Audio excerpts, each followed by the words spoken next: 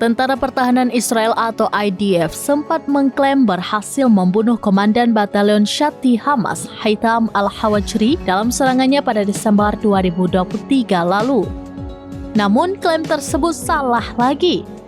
Lantaran kini Hawajri kembali muncul di Gaza saat pembebasan sandera pada Sabtu 1 Februari. Adapun Hawajri turut hadir dalam pembebasan sandera Israel Cat Siegel. Dikutip dari Tribunnews.com, Hawajri terlihat bersama rombongan pasukan Hamas yang lainnya.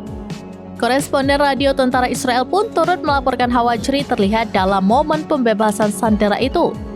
Hawajri muncul saat sandera Cat Siegel diserahkan kepada Palang Merah Internasional atau ICRC di jalur Gaza. Tentu saja, IDF mengakui kegagalan mereka membunuh Hawajri. Pasalnya pada Desember 2023 silam, IDF mengklaim telah menargetkan komandan Hamas ini dengan tingkat probabilitas tinggi bahwa Hawajri tewas. Namun setelah penyelidikan lebih lanjut, IDF menyatakan bahwa informasi intelijen yang menjadi dasar serangan itu tidak akurat. Sementara pada Sabtu 1 Februari, IDF memberikan pernyataan bahwa mereka gagal dengan kemunculan Hawajri. Pengakuan ini merupakan yang ketiga kalinya bagi IDF yang menyatakan bahwa mereka gagal membunuh anggota Hamas. Sebelumnya, IDF juga mengkonfirmasi bahwa mereka tidak berhasil membunuh Komandan Batalion Bet Hanun Hussein Fayad Abu Hamzah. Pasalnya, Hussein Fayad Abu Hamzah muncul dalam video pidato di antara warga Palestina di jalur Gaza.